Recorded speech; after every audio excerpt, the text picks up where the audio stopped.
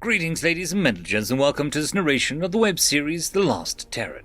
If you are new to the series, there is a playlist listed down below in the description. And as always, I hope that you enjoy. Chapter 22. Over the following day, Monto practically ran their communications dry, just keeping the Quinn auto-fabricators busy, and having Blind pass as much of the printed equipment to the fully suited Rix as quickly as possible. Rix had required significant convincing, but Blind had no desire to abandon the station, and Monto did not wish to leave Blind at the mercy of being an inefficient organic. Secrecy abandoned, Monto began to pull every scrap of data the Gullnet had to what would be applicable. Every spare Quinn template that could be found and preloaded onto the auto-fabricator, and the portable printer was done so.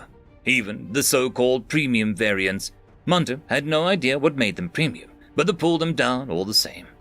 Every bit of medical documentation and autonomous medical center controls which could be downloaded, fabricated, and outfitted to both the Esperanto and Ranger Station.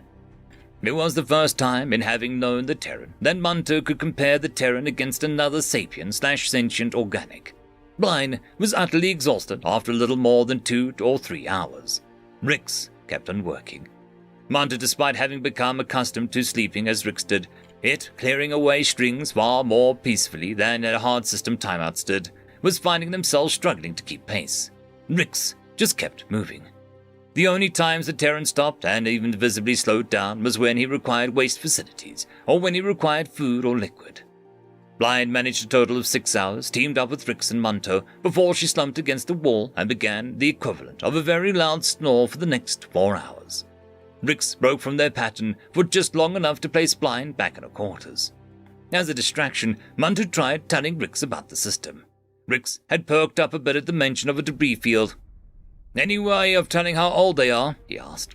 Monto was surprised he asked, but checked the station's records, as well as the solar system's cartographic history records. The estimates depend on what manner of cataclysm had led to the destruction. Rogue space debris ejected was the most likely scenario, but given the concentration, it seemed almost astronomically unusual. Monto looked further, accessing inner system sensors, which didn't like their connection, but accepted it all the same. The fields were stretched by decades of mining and centuries of void forces. Monto saw the query for the cartographic history records come back. The fields had been home to a kind of energy field initially. It had dissipated over the years, but it was still technically measurable in the right spots. It was considered a kind of natural phenomenon of whatever had caused the debris fields, and little more than a kind of scientific mystery that the various organic miners told stories about. No, Monto couldn't determine an age on the debris, but the strange process in the back of their minds had a strange suggestion. "Does the Esperanto have the same energy?" it asked. Of course not, was Monto's immediate thought, but internally they looked at the Predator natural system, the so-called jump drive, and reconsidered. Turning the station sensors on the Esperanto, Monto had to be careful of getting the right angle. There was energy there, but not enough for Monto to get anything definitive. Certainly nothing that couldn't have been explained by the connection to the station, the simple materials interacting with FTL matter, and the fusion systems. The strange process shook its metaphorical head at these, but remained silent. "I cannot. The fields do not appear to be exceptionally old in terms of studied time, but have been logged as being in system since stellar cartographic records and scans of the system record," they replied to Rix. Rix said no more about it, leaving Monto to wonder if the Terran was still thinking about the possibility of sabotage. After the 18th hour of void walks, equipment placement, connections, and eating and drinking on the move, Rix hadn't said enough and collapsed into a bunk on the Esperanto, half collapsing upon entering the normal gravity. Monto kept going, putting down as much about the Quinn and even firing out a few deep searches for Terrans and sensor spectrums. Even here, very little was returned. Terrans were acknowledged in a few places between all the various species, but there was next to nothing else. They had indeed existed, but the amount of information about them was scant at best.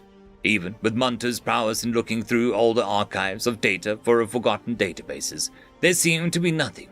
At least, not until a seemingly random query came back with the name Mist. Monto eyed it suspiciously, having never recalled any such query. Opening it, another message opened within Monto's awareness. "System Terran message, seeking that which is lost. Coordinates 5871R-284-876X. Additional coordinates to follow. Monto immediately sent this message to Rix's data scroll. No, he wasn't enough to wake Rix or Blind up, but he was most certainly enough to warrant additional preparations. Monto, turning down the Esperanto's gravity for long enough to get the walking frame off the ship, hurried over to the station and began printing up various components. Blind may not have a choice, Monto decided. If the Tacit declared the quarantine zone, then galactic policy was that it should be treated as such until otherwise declared.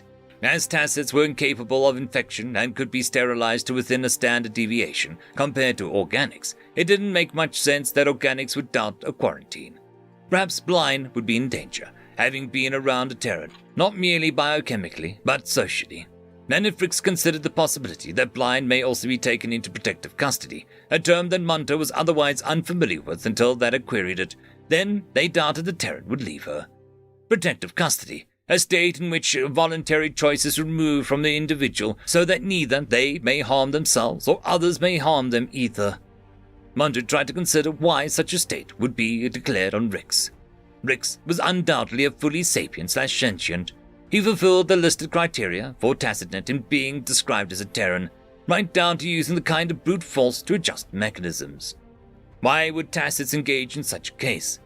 Monto thought back through all of the inheritance, all of their formulations as well as they could. No Tacit had ever engaged with organics on that kind of level, at least none that Monto could recall. So why now? Monto asked. Did it have something to do with the possibility of a Terran, or, and this was perhaps more logical, was it to prevent a Tacit from harming the Terran? A Tacit, like Monto. Except the pursuing Tacits from before the jump had almost certainly scanned the Esperanto and found it to be just as strange as Monto had when first encountering it. They would have seen the darkened form of Monto being placed into orbit, albeit attached to the Esperanto. This all must have been registered. So why? The strange process appeared to be smug, but said nothing. Monto felt surprised that they even considered the possibility of Blind being entered into protective custody. It was an unusual state of organics to be placed within, but common enough to warrant a separate entry within both the Terran and Quinn lexicons. On a whim, Monto started putting down additional lexicons as well as the changes to the Quinn lexicon since Blind was slightly out of date from the current standards. Monto took a few minutes to fume internally at how slow the station's Galnet link was. Neither they nor Rix had printed out the Galnet equipment that the Esperanto would need, but even the mid-level updated templates were an improvement on the station. Monto looked the station over again. It was old, even by Monto's standards. The station showed signs of having been in the system most likely since the Quinn first arrived. It didn't look like it had been built for a Quinn though, more like built for another species than adapted for the Quinn. Monto wanted to keep thinking on this, but the nagging errant queries in the back of their mind had piled up enough so that Monto switched the walking frame into a semi-autonomous mode, charged with removing components from the auto-fabricators and stacking them in an orderly fashion within a nearby corridor, ensuring a clear pathway for organics to enter and exit. Checked the queue on the auto-fabricator and entered sleep mode. It was a soft kind of disconnection from the void and all of the sounds and pressures of the virtual environment that Monto existed in. Like feeding the various inputs from all the different systems still trying to talk to them, but on a far side of a rushing river which sounded like naught but a quiet rush of water. Monto had only been planet-side to collect samples, but it astounded them at the environments in which organics might choose to live. So many of the planets were so clean from orbit, and yet they destroyed more than a few walking frames for being almost impossible to clean. Monto relaxed by the rushing water, not at all feeling disconnected, but still feeling disconnected. Even after the few times sleeping, it felt strange to feel their thoughts change so much by something so simple. Time passed. The stars passed with speed overhead as Monto watched, and Monto saw stars and worlds be born and die as they rested. The clunk of the bridge had caught Monto off guard the first two rest periods, but not this one. Rising virtually, Monto could see that it was a new bridge of a new twisted shapes. Monto wasn't certain why they had this bridge within themselves, but it was there, and all of the inputs and queries were awaiting on the other side.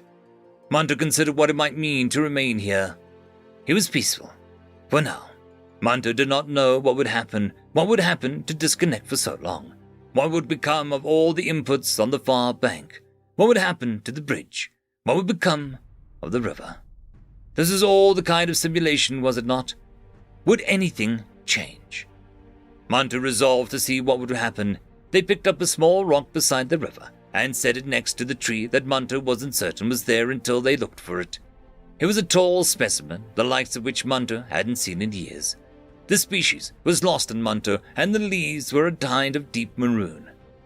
Munter tried to fix an image of the tree in their mind, and where the stone remained as they crossed the bridge, and felt the inputs of the Esperanto come back to them. Feeling a kind of virtual gasp as they reconnected, they checked their chronometer. 8 hours had passed. They looked around the Esperanto and then connected to the walking frame. The walking frame had diligently worked until it had run out of power. Munter had forgotten about those limits since they had spent the whole day working with Rix, but it appeared to have been found by either Bryan or Rix and plugged into the station. Rix was visible on the exterior of the station, equipping the last 18 mass scoops that the station would need to support a pair of Quins indefinitely, provided an adequate source of external mass could be drawn into the scoops. Bryan appeared to have gotten a cargo lifter and was transporting the auto-fabricated equipment to the docking bay. She appeared to be tired already. How long have you been awake? Oh, hi. An hour or so. Did Rix ever get to sleep? He's like a machine. Yes, slightly before I entered the rest period. Oh, cool. I didn't know Tacit slept. We do not typically, so, why do you do it? It is a method of disconnecting and resetting that I was unfamiliar with until Rix introduced it to me. He has some kind of tacit programmer. Is that why he's so special? No. He appeared to be just a voyager pilot and captain by virtue of being the sole Terran on board. So he's the only being on board other than you? No. He is accompanied by a being known as Reggie. Reggie. They're not a slave, right? I can't be helping slavers. Quinn High Law, you know. They are not enslaved, but they are not a full sapient/sentience in accordance with Galactic Standard Metric 001. So why haven't I met this Reggie? Do you remember your reaction to Rix? Of course. He still scares me. There's something weird about him. Reggie is a gene-crafted organic intended to bond with Terrans and assist with the collection of xenospecimens. Bryan stopped pushing the cargo lifter and appeared to consider this. It took her 2 minutes, but a mix of fear, relief, and understanding seemed to flood through her feathers and over her features in that time. I would very much prefer not to be chased by this predator if this Reggie is anything like Rix. That is a reasonable determination. Rix, go ahead, Em. I'm just on my way back in. Didn't expect you to sleep in quite that late. I got another message. More coordinates. I saw. I added them to with our others. Those are not Galactic Standard coordinates. That's right. Mind telling me what they're for? They're for my jump drive. Munter managed several virtual blinks. How would whomever is sending those know about the jump drive? You said yourself that it was virtually a secret in your time, and I've never heard of it previously. I don't know, but once we get our next set, I'd suggest we go find out. Is that wise? It could be a trap.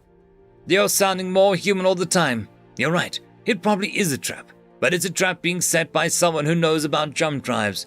That's a better clue than we've had since we've gotten here. Agreed, but I recommend caution. If I was cautious, I wouldn't be here. Let's get back to it. Only thing to do now is work. End of story. I'd quickly like to thank the T5 channel members and patrons. Casper Arnholtz, Cam Maxwell, Lord Azrekahl, Dragzoon W.R.E, Holly's sister, AmbroseKTal, and Quantem Wensday. Thank you very much.